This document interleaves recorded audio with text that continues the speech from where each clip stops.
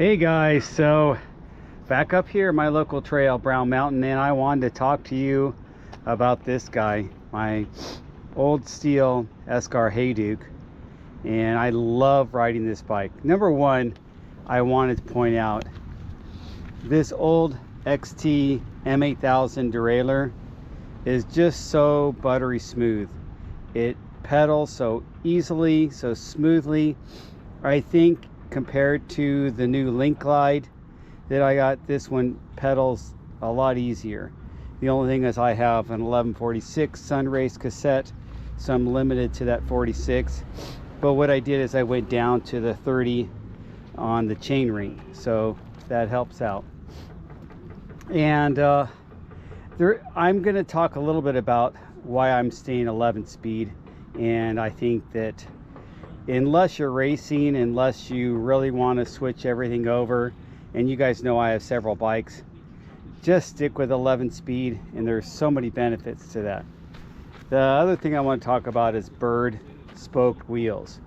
Now, these are custom laced BERD spoke wheels to these race face alloy Arc 35 in the rear and Arc 40 in front. And I want to talk to you a little bit about wider is better and why I ended up lacing these to, well, I had the hubs, so these hubs I recycle and reuse as much stuff as I can, you guys. And I had the hubs from a long time ago when I custom built up a Foes FXR, and these hubs were on that bike. That bike was amazing. I even raced the Southridge series downhill on that for a couple seasons. Love that bike. And but now I'm into hardtails, as you guys can tell. And I think hardtail, for me, the sweet spot of hardtail is between 120 and 140 millimeter fork. This just happens to have a 130. It works out great for me, but I do think that that's my sweet spot for my hardtails, and that's a topic of another story. And I also think the sweet spot for me is not quite so slack. This is 66, which is fine at 66 with the sag, probably closer to 65, but it works out great for me. It's a geometry that I like. I like all of the geo. I like the head tube angle, the seat tube angle on the Escars. They are not so steep. I'm okay with a head seat tube angle a little on the slack side. I think it's 74, 75. It's not real steep like those newer bikes that are 77, 78. And I'm okay with that. I think part of the reason is because I'm short, and the slacker your seat tube angle is, the effective slackness of that seat when you have it raised on a bigger bike or a longer dropper, you go back even further and you're way over your back wheel, where I'm not so much. This is a 150 dropper and I'm not that far over my back wheel. I'm fine. And I don't like to be really far forward and crunched up when I'm climbing. This has a really nice high stack height, and I talked about that the other day. So let's go back to the topic of BERD spokes. Now, most people get high-end wheels with carbon hoops. Carbon. Everything seems like it's gone that direction. And if you're going to get a high-end wheel set, you're going to focus more on the carbon rims than you are going to think about the hubs or the spokes. And I'm not on that bandwagon. I think aluminum rims have been great for many, many years, and not all aluminum rims are made the same. And I like aluminum rims, but I do have carbon rims too, and I like them too. But I'm just saying that don't disregard a quality set of aluminum rims when you can get them. And I'm talking DT Swiss, the ones I just bought from Astral Wheels, the Velocity. I've had Velocity. I showed you that on my last video.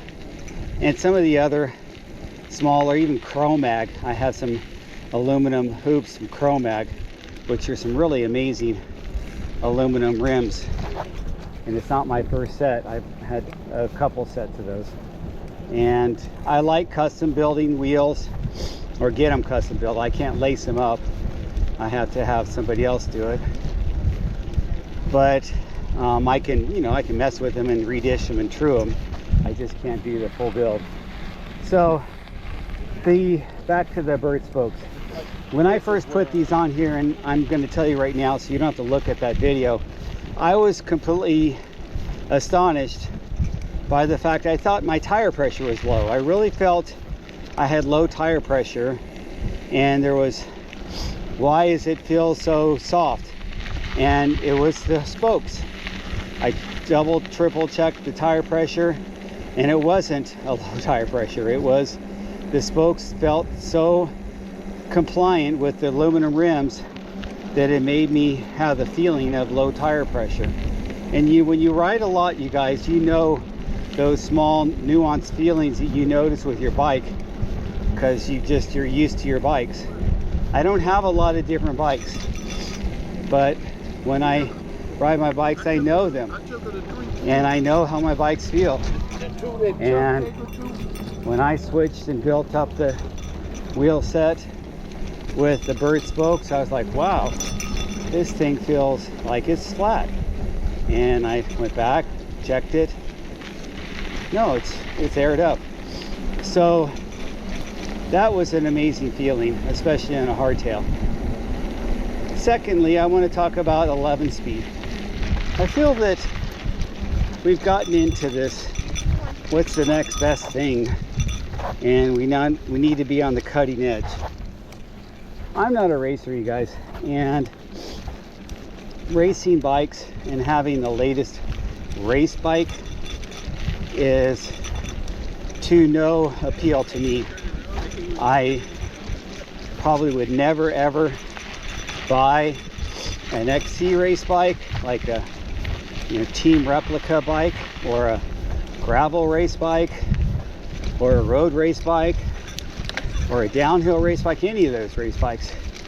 If they're a team replica or something that you see, oh, I gotta build this up just like Aaron Gwynn's, or just like a racer's race bike, I would see that as just a personal thing that you want to do, maybe because you're a huge fan.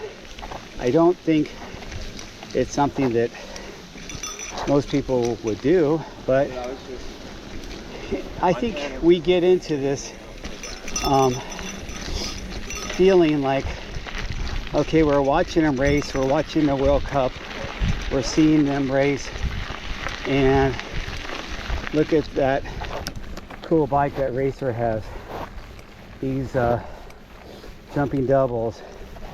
He's able to ride that double century, or he's killing it on that Enduro World Cup race series, like Richie Rude. Get that Yeti like Richie Rude. And that's not for me. You can do that if you want, but it's not something that I care for. And part of it is wanting to upsell you, wanting to get you to buy the 12 speed, now 13 speed. So there's a 13 speed gravel group by Campy. And of course, Shimano came out with their 12 speed. SRAM Red has had their 12 speed.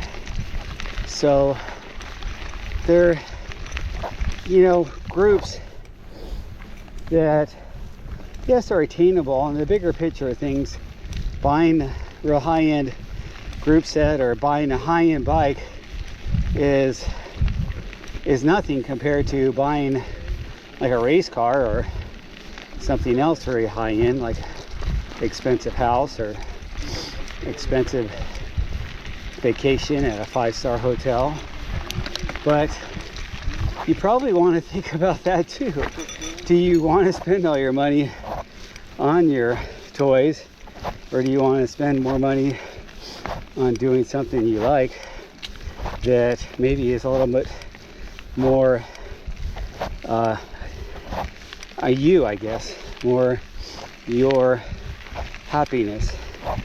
So if buying the latest race gear makes you happy, go for it. Personally, I'm looking at something that I like, that's gonna last.